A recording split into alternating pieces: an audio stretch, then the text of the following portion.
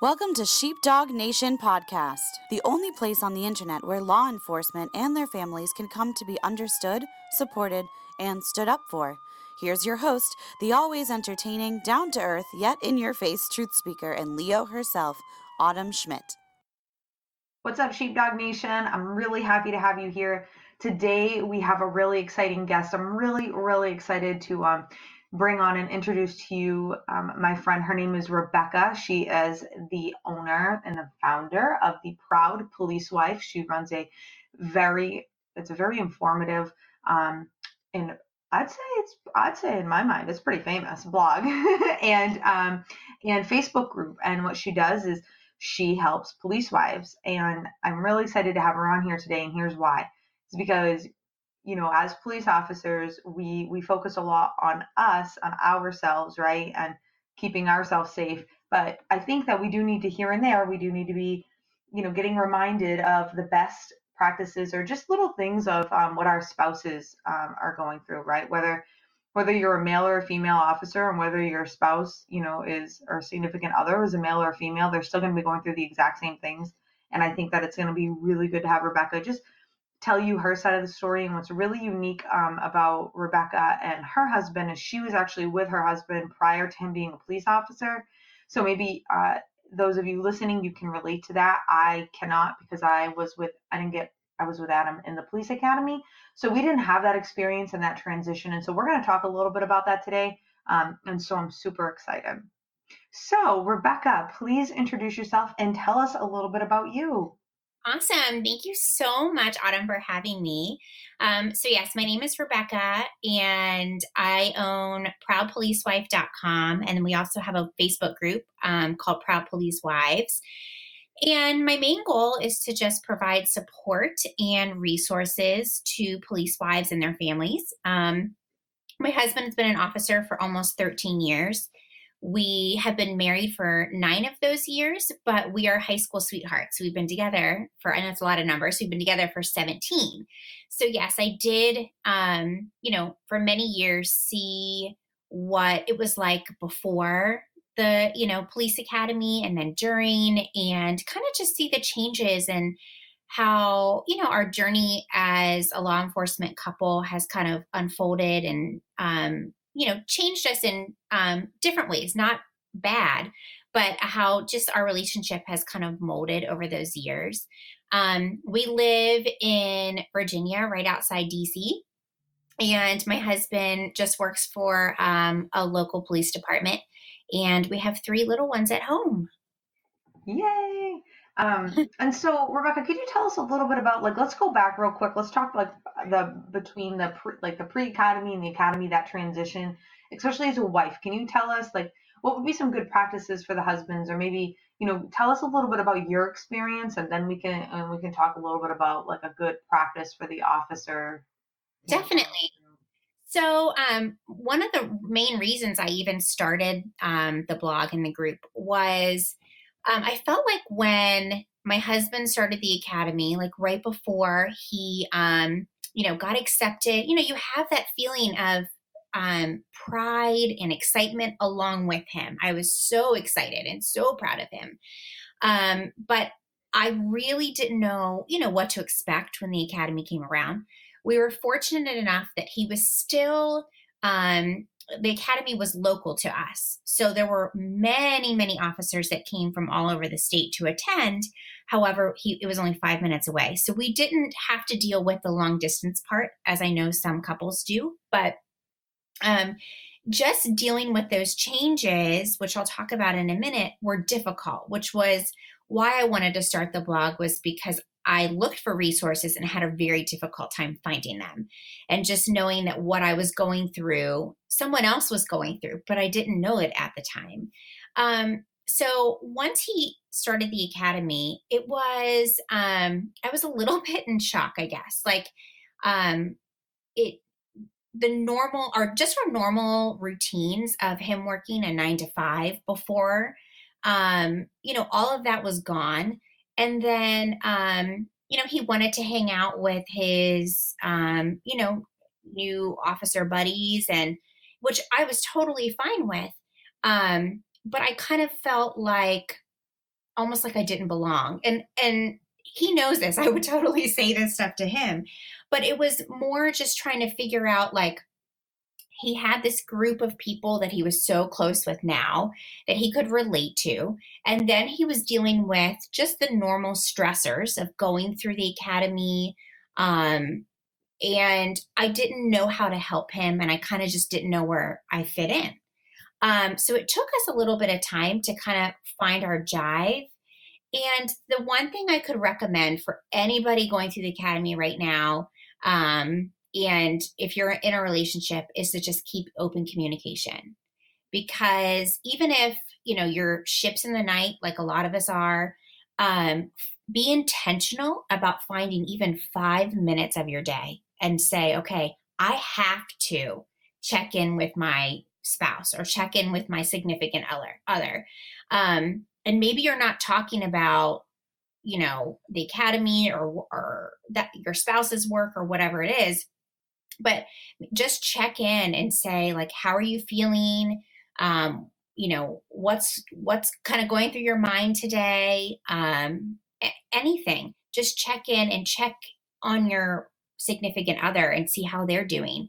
And it doesn't have to be, I don't, obviously recommend talking about big, deep conversations right before you have to, go on shift or start the academy, like start your day. But just checking in a little bit can help significantly so that you feel like you're still connected. That's such good advice. It really is good advice. And, and I think that it's a really common thing. And I can tell you that being a police officer, when you do become a cop and like you're going through this transition, honestly, it's like this thing that you've never experienced before in your entire life, because you're just like, this is the coolest job in the whole world. Like, I'm going to be a police officer. Holy shit. And I get to hang out with people who are going to be cops or are cops, and then you kind of develop that mindset. And it's that mindset that, I've talked about 1,000 times on this podcast. And you and I have, talked about it, together, is it's nobody understands me. Right. They're the only ones who get me. And while that might not be wrong, not gonna lie, I mean, that's why I have Sheepdog Nation, right? Like, we understand Right. each other. Exactly. Leaving your spouse out of that is a recipe for disaster. And I know in my experience in law enforcement, we've seen a lot of splits and divorces and a lot of problems because, officers confide in other people and not their spouses, because they think that their spouses like don't get it. But it's Right. like, but Help us get it. yeah, it's like, did you ever Help try to us. explain to them? Like, And you it know, doesn't have to be these big, long, drawn out conversations. Like, as wives, we don't always want that either. It's just a little bit, you can say, I'm a little stressed out about today. I'm doing, a big test, or my OC spray is tomorrow, or whatever's going on. Just fill us in. And if we can support you in some way, just, you could let us know, hey, it's okay to give a couple text messages, or, um, you know, today's not a good day to call, but, let's do our favorite dinner tonight when I get home. Or if you are separated, say, I really want to be able to check in with you sometime between like 8 to 10 tonight. I don't know what time exactly, but just so that your spouse can kind of be on the same wavelength as you. Because, like you said, that our officers can sometimes feel like they don't fit in, but the spouses feel that way too. If we aren't communicating, then we kind of feel like we're not, fitting the mold with your job as well. I think that's such a good point to make. Thank you so much for making that. That's so true. And I think that, and I can speak as a police officer, we get very, wrapped up in our job, like straight up, we just do. So easy. And I know my husband does. Adam, he'll come home and like he'll tell me, like, after a while of it happening, he doesn't like get so wrapped up and then like come home and be like, oh my gosh, but like after like a several months of it, like really, and then me being like, okay, let's talk reality, because that's not reality, and yeah, I mean, it's definitely hard. And I think that, I've said this right along. I mean, if you're a police spouse and you're supportive, you have like one of the hardest jobs in the world because it is difficult. It is so freaking difficult. So It is, but and it is difficult at times. However, it's totally worth it. oh yes. And, like I feel like sometimes, we might give our officers, crap sometimes, like, oh my gosh, this is, this week's been really hard. This is exhausting. But, it's all about that, again, coming back to that communication. And I guess, I think it's important as the spouse to not vent all the time to your officer. Yes, But, good point. Thank you for making that. yeah, definitely. Because, that's not, and all the wives I talk with, I try to help them understand too that we have to try to kind of, bridge this divide to understand each other's worlds better. It's not one-sided, but for both of us, the officer and the spouse, to come together and try to understand each other's worlds a little bit better so that we can better communicate and better navigate this life without feeling like we're separated on the thin blue line. If we can be together and walk this line together, it's a lot easier for everybody. Oh, 100%. And that's perfect. Thank you so much. And so, Rebecca, can you share with us, have you and your husband, have you ever gone through like a stressful time, like being his spouse, and like, or maybe he went through a stressful time and like how that translated to you? Sure. I do know, there are, I guess, just different seasons in our journey so far that have been more stressful. There's one instance that I can, recall off the top of my head that, we don't live in the same county where my officer works, and, fairly close, but so we, go into that county once in a while, but we don't really like, frequent the same restaurants and things like that.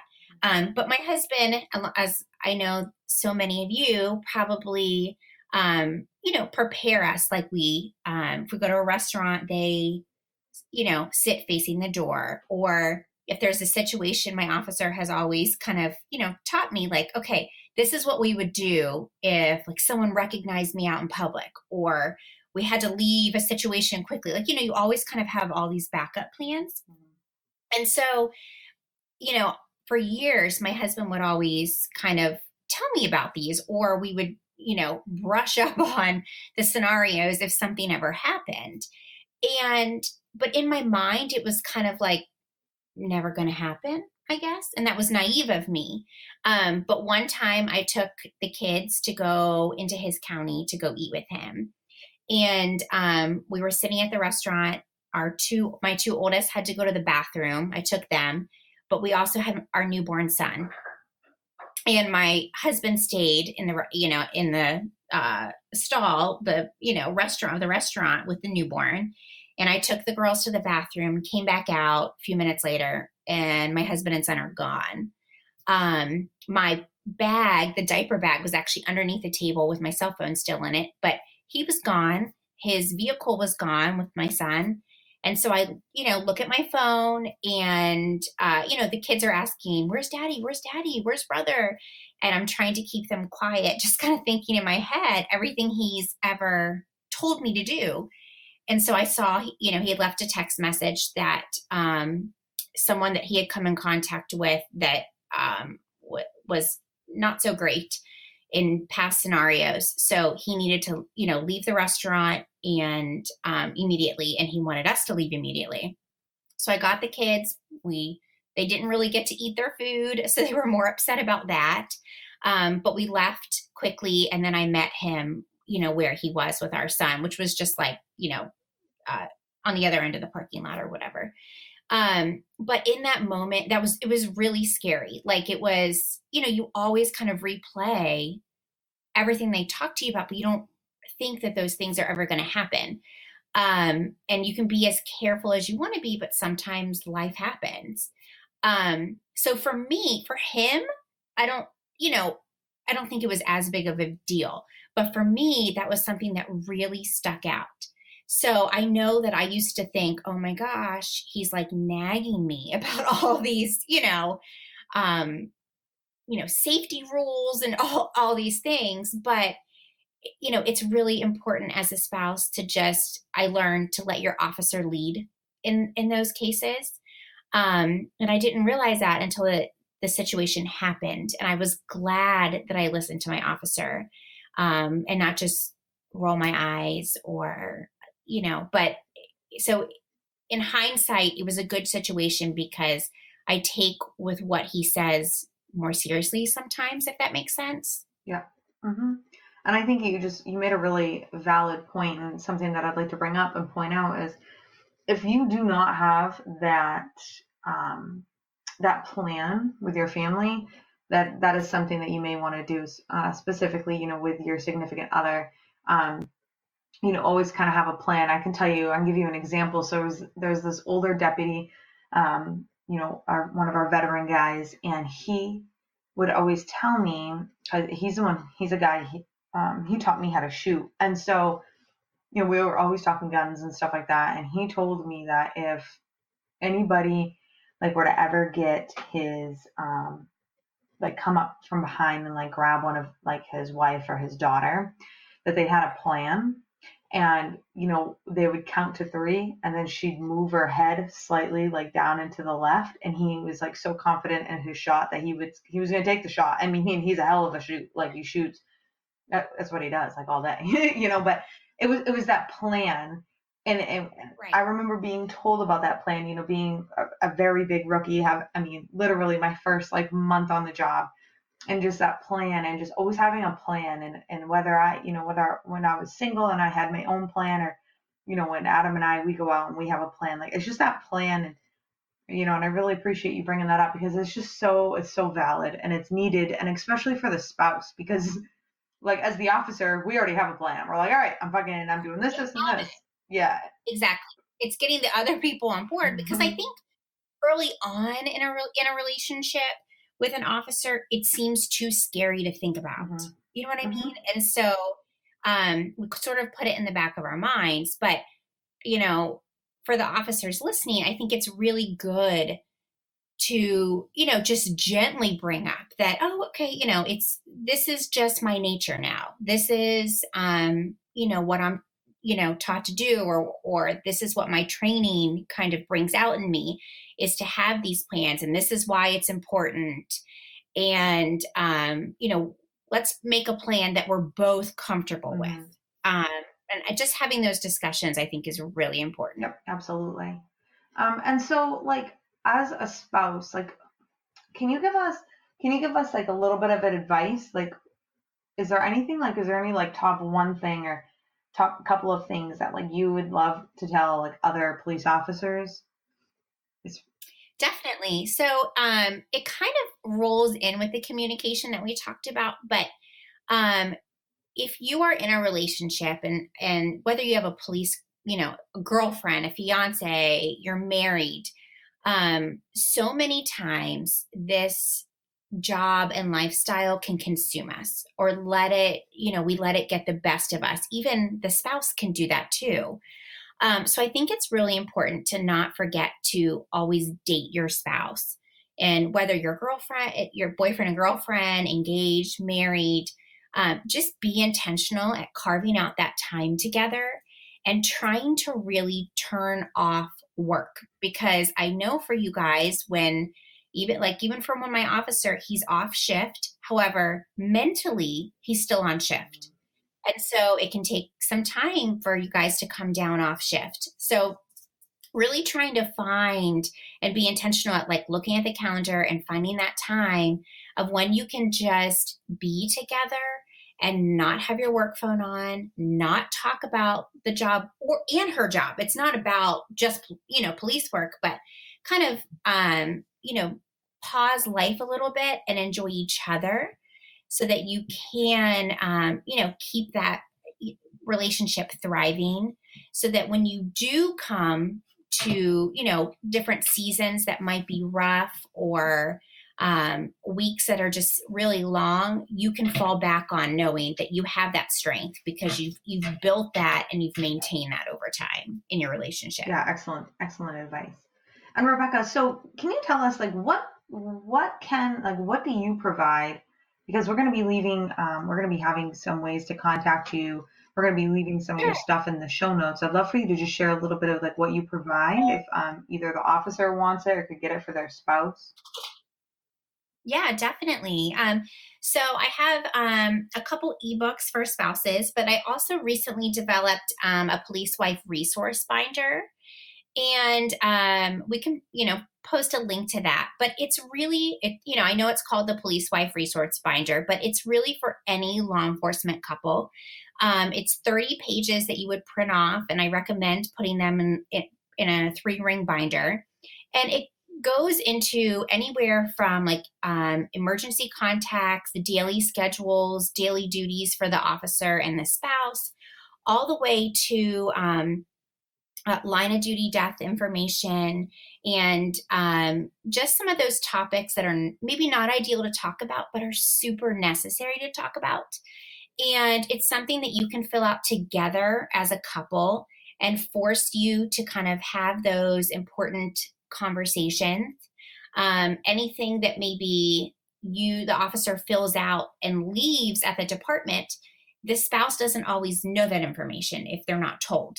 So this way, again, you can both be on the same page, but it also, deals with the daily life stuff to just keep you organized and in a routine.